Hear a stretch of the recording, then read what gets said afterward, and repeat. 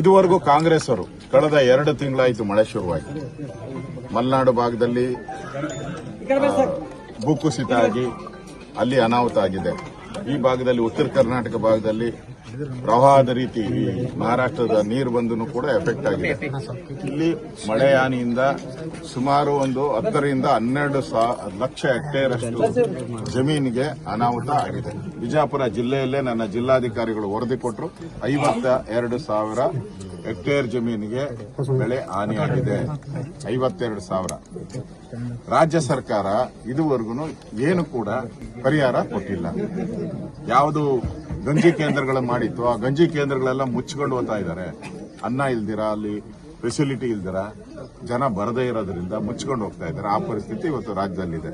ಇವತ್ತು ರಾಜ್ಯ ಸರ್ಕಾರ ಸರಿಯಾಗಿ ಕ್ರಮ ತೆಗೆದುಕೊಂಡಿದ್ರೆ, ಎಂ.ಬಿ. ಪಾಟೀಲ್ ಅವರು ಹೇಳಿದ್ರಂತೆ, ನೀವ್ಯಾಗ ಬಿಜೆಪಿ ಯಾಕೆ ಬರ್ತಾರೆ ಅಂತ. ನೀವು ಸರಿಯಾಗಿ ಪರಿಹಾರ ಕೊಟ್ಟಿದ್ರೆ ನಾವು ಬರೋ ಅವಶ್ಯಕತೆನೇ ಇರಲಿಲ್ಲ.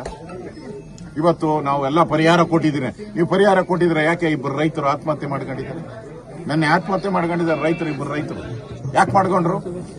ನೀವು ಮಾಡಿದ ಮೋಸಕ್ಕೆ, ನೀವು ಮಾಡಿದ ಅನ್ಯಾಯಕ್ಕೆ, ರೈತರ ಅನ್ಯಾಯಕ್ಕೆ ಇವತ್ತು ರೈತರು ಆತ್ಮಹತ್ಯೆಗಳು ಮಾಡ್ಕೊಂತ ಇದ್ದಾರೆ.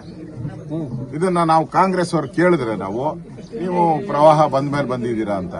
ಏನ್ ಪ್ರವಾಹ ನಿಂತೋಗ್ಬಿಟ್ಟಿದೆ? ಈಗ ಮಹಾರಾಷ್ಟ್ರದಿಂದ ನೀರು ಬಂದಿರೋದು ಹಂಗೆ, ಕಬ್ಬು ಇದರಲ್ಲೆಲ್ಲ ಹಂಗೆ ನಿಂತಿದೆ, ತೊಗರಿಯೆಲ್ಲ ಹಂಗೆ ನಿಂತಿದೆ, ಹತ್ತಿಯೆಲ್ಲ ಹಂಗೆ ನಿಂತಿದೆ.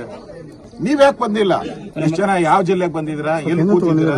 ನಾವು 2 ದಿನದಿಂದ ಪ್ರವಾಸ ಮಾಡ್ತಾ ಇದ್ದೀವಿ. ವೈಮಾನಿಕ ಸಮೀಕ್ಷೆ ನೀವು ಫ್ಲೈಟ್ ಅಲ್ಲಿ ಬರ್ತೀರಾ, ಆಕಾಶದಲ್ಲೇ ಹೋಗಿ ಚಂದ್ರಲೋಕನ್ ನೋಡಕ್ ಹೋಗಿದ್ದೀರಾ? ನೀವು ಭೂಮಿ ನೋಡಿ ಸ್ವಾಮಿ. ನೀವು ಚಂದ್ರಲೋಕನ್ ನೋಡಕ್ಕಲ್ಲ ನಾವು ಕಳಿಸಿದ್ದು, ಭೂಮಿ ನೋಡಕ್ಕೆ ಕಳಿಸಿದ್ದು. ಸಿದ್ದರಾಮಯ್ಯನವ್ರು ಬಂದ್ರೆ ಎಲ್ಲ ಹಳ್ಳಕ್ಕೆ ಇಳಿಬೇಕಲ್ಲ, ನೀರಲ್ಲಿ ಇಳಿಬೇಕು. ಅವ್ರ ಕೈಲಿ ಇಳಿಯಕ್ಕಾಗಲ್ಲ. ಅದಕ್ಕೋಸ್ಕರ ಅವರು ಆಕಾಶದಲ್ಲೇ ತೋರಿಸ್ಬಿಟ್ಟು ಪರಿಹಾರನೂ ಅಷ್ಟೇ ನೋಡಿ. ನಾನು ರೈತರಿಗೆ ಹೇಳ್ತಾ ಇದ್ದೀನಿ, ಸಿದ್ದರಾಮಯ್ಯನವರು ಆಕಾಶದಲ್ಲಿ ಬಂದು ಆಕಾಶದಲ್ಲೂ ಇದ್ದಾರೆ, ಪರಿಹಾರನೂ ಕೂಡ ಆಕಾಶದಲ್ಲೇ ಕೊಡ್ತಾರೆ. ಈ ಸರ್ಕಾರ ಎಂತ ಸರ್ಕಾರ ಅಂದ್ರೆ ಆಕಾಶ ಅಂತ ತೋರಿಸೋ ಸರ್ಕಾರ ಇದು ಭೂಮಿ ತೋರಿಸೋ ಅಲ್ಲ ಸರ್ಕಾರ. ಭೂಮಿ ತಾಯಿನ ನಂಬ್ಕೊಂಡಿರುವಂತ ರೈತರ ಬಾಳಿಗೆ ಬೆಂಕಿ ಹಚ್ಚುವಂತ ಸರ್ಕಾರ, ಕೊಳ್ಳಿ ಹಚ್ಚುವಂತ ಸರ್ಕಾರ ಇದು. ಈಗ ಎಂ.ಬಿ. ಪಾಟೀಲ್ ಹೇಳಿದಾರಲ್ಲ, NDRF ಗಿಂತ ಜಾಸ್ತಿ ಕೊಟ್ಟಿದ್ರಿ ಅಂತ. ಹಿಂದೆ ಬಿಜೆಪಿ ಸರ್ಕಾರ ಇತ್ತು, ಬಸವರಾಜ ಬೊಮ್ಮಾಯಿಯವರು, ಯಡಿಯೂರಪ್ಪನವರು ಎಷ್ಟು ಹಣ ಕೊಟ್ರು? ಬೆಳೆ ಪರಿಹಾರ ಯಾವುದಕ್ಕೆ? ಒಣ ಭೂಮಿಗೆ ಎಷ್ಟು ಕೊಟ್ರು? ನೀರಾವರಿ ಭೂಮಿಗೆ ಎಷ್ಟು ಕೊಟ್ರು? ತೋಟಗಾರಿಕೆಗೆ ಎಷ್ಟು ಕೊಟ್ರು? ಬಿಡುಗಡೆ ಮಾಡಿ. ಅವತ್ತು ನಮ್ಮ ಬಡ್ಜೆಟ್ ಇದ್ದದ್ದು 2 ಲಕ್ಷ 2.5 ಲಕ್ಷ ನಮ್ಮ ಬಡ್ಜೆಟ್, 3 ಲಕ್ಷ. ಇವತ್ತು 4 ಲಕ್ಷ ಬಡ್ಜೆಟ್ ಇದೆ. ನೀವೆಷ್ಟು ಕೊಟ್ಟಿದ್ರೆ ಹೇಳಿ? ವಿರೋಧ ಪಕ್ಷ ನನಗೆ ರೈಟ್ಸ್ ಇದೆ, ನಮ್ಮ MP ಅವರಿಗೆ ರೈಟ್ಸ್ ಇದೆ, ನಮ್ಮೆಲ್ಲ ಕಾರ್ಯಕರ್ತರ ರೈಟ್ಸ್ ಇದೆ, ರೈತರಿಗೆ ರೈಟ್ಸ್ ಇದೆ, ಕೇಳುವಂತ ರೈಟ್ಸ್ ಇದೆ. ಕೇಳಿ ಬಂದಿದ್ರಿ. ಜನ ಇವತ್ತು ಇಡೀ ಶಾಪ ಆಗ್ತಾ ಇದ್ದಾರೆ. ಕಾಂಗ್ರೆಸ್ ಬಂದು ನರಕವನ್ನ ತೋರಿಸ್ತಾ ಇದ್ದಾರೆ ಜನಕ್ಕೆ. ನರಕ.